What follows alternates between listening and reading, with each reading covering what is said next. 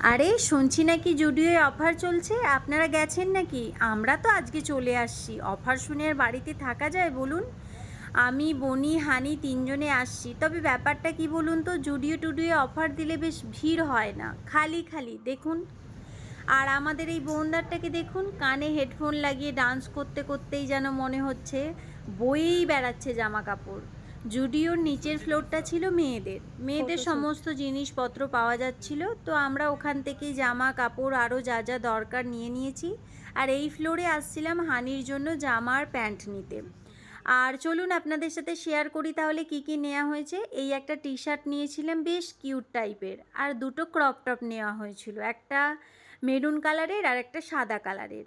আর একটা নেওয়া হয়েছিল শার্ট, মানে হাফ হাতা শার্টের মতো আর কি, কিন্তু কাপড়গুলো খুব সুন্দর ছিল।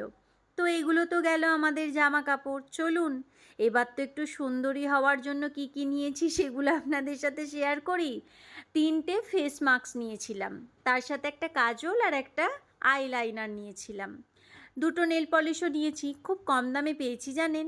আর হানির জন্য নিয়েছিলাম একটা শার্ট আর একটা প্যান্ট।